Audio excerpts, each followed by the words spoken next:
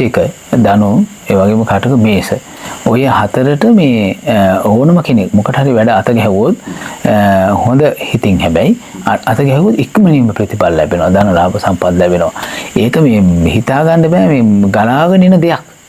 මේ ඒ ලක්ෂණ වලට. ඒ හින්දා මේ ඒ ලක්ෂණ තියෙන කට්ටිය විශේෂයෙන්ම මේ කාලය තුලදී ඒ කියන්නේ පොසොන් මාසේ පහුවෙන්න වගේ එනකොට මෙයාලා පිනට දහමට යොමු වෙන ගතිය වැඩි වෙන්න ඕනේ. ඒ මොකද මේ ඒකත් එක්ක මෙයාලගේ මේ ධන යෝගී වැඩි. ගලාගෙන එන හොඳ සරුසාරමත් අනාගතය දැන් කෙනෙක් දුක් විඳ ඉන්නවා නම් එයා දන්නේ නැහැ එයාගේ මේ කුෂ්ඨක තියෙනවා කියලා දන්නේ නැහැ. මේ හැබැයි මෙයා මේ දුක් විඳින එකෙන් ගැලවෙන මහා බල සම්පන්න මාරුවක් සිද්ධ වෙනවා. ප්‍රතිඵල ලැබෙනවා ජීවිතේ පිළිතුරු වෙනවා. අපි හම් ඉදිරිය ගැන ආධ්‍යාත්මිකව අපේ හම්දුරෝ දැක්ක දේවල් තියෙනවා ඉදිරිය සුබදායක වේද හැබැයි හෙන්න දකින්න ලැබෙන ප්‍රවෘත්ති නම් පොඩ්ඩක් පරමතරයි භයානක. ඒක මහත්ය මෙහෙමයි. මම දැනට බණ භාවනාව තුලින් හෝ ඒ වගේ මේ විශ්ව ශක්තියෙන් අපිට තේරෙනවා යමක් මේ අපි දකිනවා ගොඩාක් දුරට මේ හැබැයි හොඳ ගමනක් යන අය ඉන්නවා. නමුත් මෙතරම් කරදර වෙනවා ඉදිරිය දැන් මේ පොසොන් පහු වෙනකන් වගේම මිනිස්සුන්ට කරදර වෙන්නේ මේ දැන් රුවන්වැලි මහා සෑයට ගාවකට මිනිස්සු ගියත් මේ කෙරෙන්න ඕන නෙවෙයි කාරණාව කරන්නේ වාහන යනවා මගදී බොනවා කරනවා එහෙම වැඩපිළිවෙල අඩුම තරමේ අද ගෙදර පහනක්වත් තියන්නේ තත්ත්වයක් උදා වෙලා තියෙන්නේ විශේෂයෙන්ම අවුරුදු 15 16 17 18 19 20 කියන මේ දරුවන් පහනක් මලක් පහනක් තියන්නේ මේකේ පෙර නිවිති තමයි දැන් පහළ වෙලා තියෙන්නේ දැන් ළමයි මැරෙනවා එතකොට බස් ගණන් ගිනි ගන්නවා බස් ගණන් පෙරලෙනවා මිනිස්සු හිතන ඇති මේක මේ කාර්මික දෝෂයක් කියලා නෑ මේක මිනිස්සුන්ට දෙන දඩුවමක් හැබැයි මිනිස්සු බය නැහැ. හිතන්නේ මේ අපි අද කාලේ හෙට ජීවත් වෙමු කියලා. හොඳ ශක්තිවත් මිනිස්සු පවා මැරෙන්න ඉඩ කඩ තියෙනවා. මහා බලගත් මිනිස්සු මැරෙනවා ඉදිරියට. ඒක හරි භයානකයි. මොකද මිනිස්සු හිතාගෙන මම තමයි ලෝකෙටම ලොකුම කෙනා කියලා. නමුත් එයාලා දුබල වෙනවාමයි.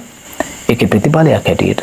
අපිට සමාජයට දෙන්න පුළුවන් ද හැමෝටම ලංකාව පිටත් විදේශීය රටක හිටියත් මේ හැමෝටම ආරක්ෂා වෙන්න සුබ ලග්න තිබුණත් අසුබ ලග්න තිබුණත් අසුබදා සුබ කරගෙන ජීවිත දිනන්න ක්‍රමවේදයක්. ඇත්ත වශයෙන්ම මහත්තයා මේ අපි ගාථාවකින් කියනවා චේතනහම් භික්ඛවේ කම්මං වදාමි.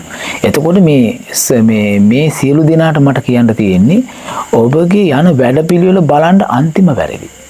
මේ දැන් මිනිසුන්ගේ ජීවිත වැඩපිළිවෙල අන්තිම වැරදි. පිටිපස්සේ ජීවිතය බැලුවොත් අනුන්ට ගිනිගෙඩි දෙනවා. තමන්ගේ පිටින්දට සලකන්නේ නැහැ. විදේශ රටවල් වලට ගිහලා ලංකාව අමතක කරලා ජීවත් වෙනවා. මේ ගත්ත පියවර වැරදිලා. එතකොට විශ්වයෙන් ස්වභාව ධර්මයෙන් ඔබ කරන්නේ වැරද්දක්. ඔබට මන් දරුවන් දෙනවා. ස්වභාව ධර්මයට කාටවත් පිටපාන්න බෑ. ඒ නිසා ලෝකෙට ලොකු විපතක් තියෙනවා. ඒක ඉංග්‍රීසිද දෙමළද සිංහලද කියලා නැහැ.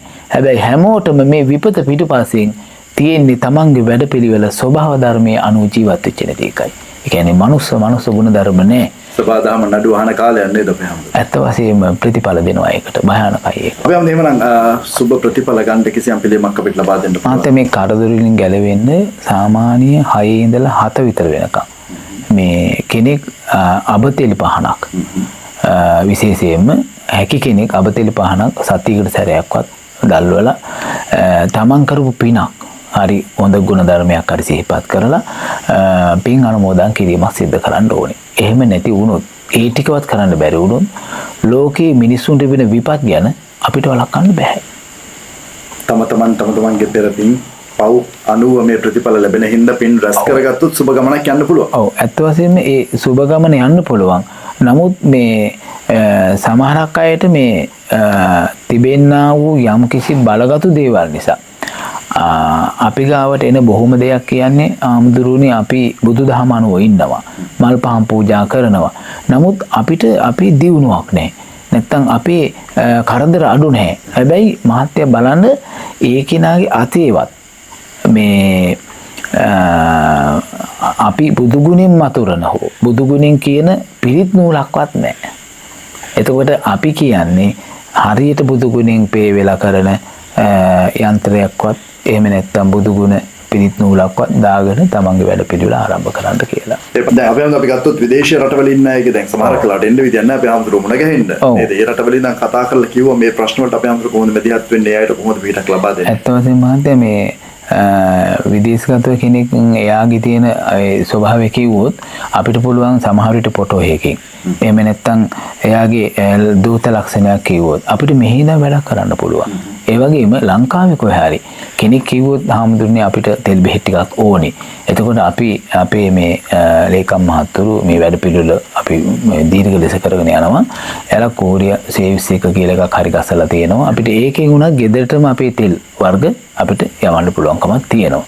ඉතින් විදේශගත ඕනම කෙනෙකුට තමන්ගේ තියෙන දුක් ගැනවිල්ලක් අපිට මොන හරි කරදරයක් කිව්වොත් අපිට මෙහි ඉඳලා දවස් 3න් 2කින් ඒ වගේම දින 7න් වගේ ප්‍රතිඵලයක් එන විදිහට අපිට වැඩ කටයුත්තක් කරලා දෙන්න පුළුවන්කමක් තියෙනවා. අනිවිදේ උපදේශය මේ සියලු දේවල් එක්කම නම් උන්නත් දවසේදී අරගෙන ආව වැඩසටහනෙන් අවසරයි අපේ හාමුදුරනේ අතට අපිට සමුගන්නට තවත් දවසක මුල කියලා කතා බහ කරන්නට. හොඳයි.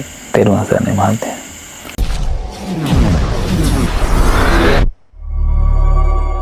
ධනුෂ්ලෝක SL YouTube නාලිකාව විසින් ඉදිරිපත් කරන ලද වැඩසටහන් වල සම්පත්දායකයා ලබා දෙන දත්ත හා තොරතුරු වල වගේම ඔහුගේ වෘත්තිය පිළිබඳව සම්පූර්ණ වගකීම ඔහු සතු වේ. මෙම තොරතුරු හුදෙක් පරීක්ෂණය හා අවබෝධය අරඹයා ඉදිරිපත් කර ඇත. මෙම කරුණු මගින් කිසිවෙකුට හෝ කිසිදු විශ්වාසයකට අවමාන කිරීම මෙම නාලිකාවේ අරමුණ නොවේ. මෙම කරුණු විශ්වාස කිරීම හෝ නොකිරීම ඔබ සතු වේ. මෙම කරුණු මූලික කරගෙන සිදු කරන්නා වූ කිසිදු මුදල් ගනුදෙනුවක් සඳහා ධනුෂ්ලෝක SL YouTube නාලිකාව වග කියනු නොලබේ.